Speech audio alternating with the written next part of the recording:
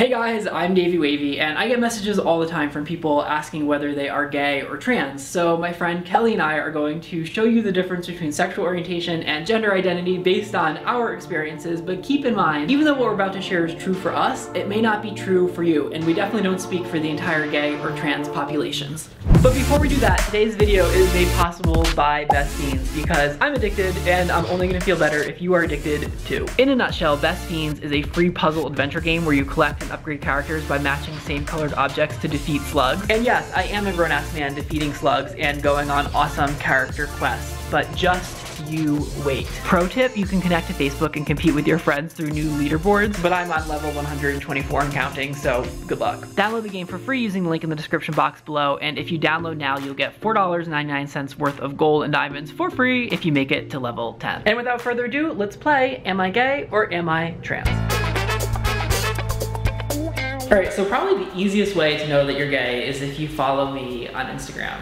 I'm actually just kidding. What I was really gonna say is I didn't really start questioning things until my teenage years when my hormones kicked in and I started to feel attraction to the guys in my class. And it wasn't that I wanted to be those guys, it was that I wanted to be in those guys. There's a difference. So my first point is gender and body dysphoria was a big indicator for me, and it is for a lot of others. Although if you don't feel gender and body dysphoria, it doesn't necessarily mean you're not transgender. Okay, Kelly, question, what is gender dysphoria? So it's basically a sense of anxiety, depression, shame, or emotional disconnection around the gender you were assigned at birth, or even particular body parts like your genitals, or your chest, or your stomach. The list goes on. My second point is that you really need to dismiss the myths, because the internet is full of all these crazy myths of if you're a dude and you spent more than $40 on your haircut, then you're gay, or you're gay if you know what a messenger bag is. I mean, the truth is, it's all bullshit.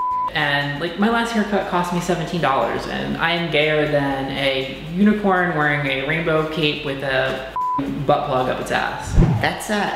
That's really gay, Davey. Anyway, another way to tell if you're transgender is to open your mind and realize the world's not actually black and white, and there's more to gender than either being a man or a woman. Us transgender folks like to call this the gender binary. There's all kinds of arbitrary garbage that society is constantly blaring in our faces about what a man is or what a woman is. Gender has absolutely nothing to do with the body that you're born into. It's how you feel. Transgender is actually an umbrella term that encompasses all kinds of people, pretty much any individual who challenges traditional gender roles. So that's drag queens and kings, intersex people, genderqueer people, non-binary people, masculine women, feminine men, and of course transsexual people like trans men and trans women. But wait, does that mean that I'm transgender? I don't know, Davey. What do you think? I mean, I have done drag a couple times and I am pretty feminine. Welcome to the dark side.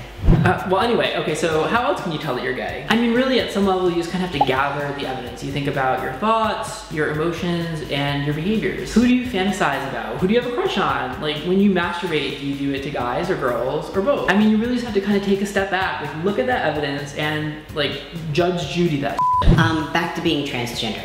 Try this thought experiment. Close your eyes and think, what is a man actually? Or what is a woman? Strip away genitalia and then strip away secondary sex characteristics. So no breasts, no body hair, and then strip away personality traits like who's open and vulnerable with their emotions or who's confident and dominant. Now you're just a human being. Who's telling you to act like one or the other? Was it you? When did you decide this? Does it feel genuine to embody these things? To give yourself permission to play with gender and not to be ashamed if your natural tendencies fall outside of what it means to act like a man or act like a woman. My fourth point is when you're discovering your sexual orientation, there's no rush. You don't have to decide that you're gay today.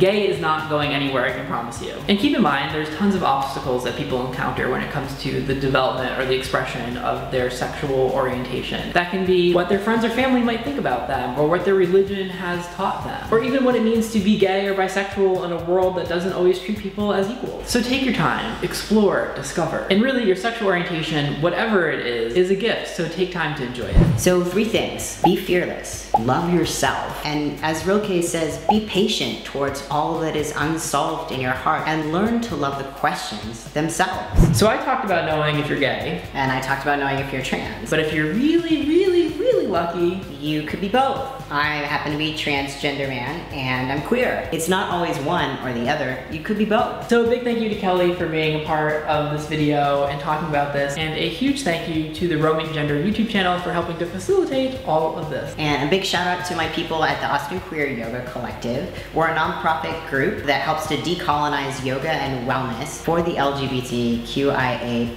community. So check us out at austinqueeryoga.org. So thank you guys so much for watching, and as always, more to come.